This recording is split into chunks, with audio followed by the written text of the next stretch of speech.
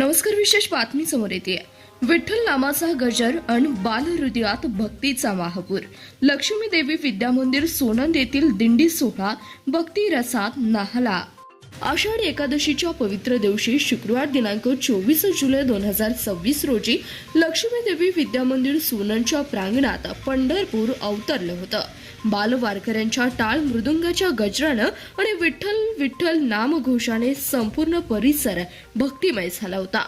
कार्यक्रमाची सुरुवात विठ्ठल रुक्मिणी आणि ज्ञानेश्वर माऊलीच्या पूजनाने झाली. संस्थेच्या सदस्य सौ रजनी भोसले मॅडम, प्राचार्य श्री सुभाष असवे सर, मुख्याध्यापिका सौ पुष्पा महाकाळ मॅडम यांच्या हस्ते विठुरायाची आरती होताच आकाशात भक्तीचा सुगंध दरवळला गेला. आरतीनंतर निघालेल्या दिंडीत लहान लहान वारकरी तल्लीन झाले होते. मुलांच्या अंगावर पांढरा कुर्ता, डोक्यावर टोपी, गळ्यात टाळ आणि हातात भगवा ध्वज. मुलींच्या काष्टा साडीवर डोक्यावरील तुळशीचा तुरा तर अधिकच शोभा वाढवत होता.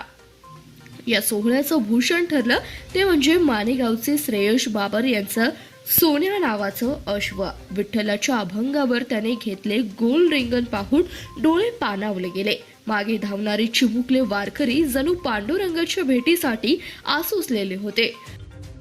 विद्यार्थ्यांनी सादर केलेले अभंग, गवळण, भारुड आणि फेरफुगडे ऐकून अंगावर शहारे आले. कोणी विठ्ठल झाला, कोणी रुक्मिणी झाली, कोणी तुकाराम महाराज झाला.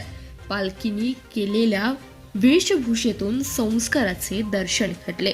तासनभरात ते प्रांगण चंद्रभागेच्या वाळवंटाहून कमी नव्हतं.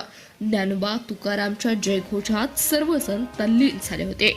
शेवटी पांडुरंगाच्या प्रसाद रूपी खाऊने या भक्ती रसाची सांगता करण्यात आली.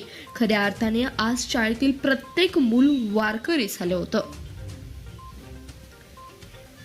धन्यवाद. पाहत रहा CBS न्यूज मराठी.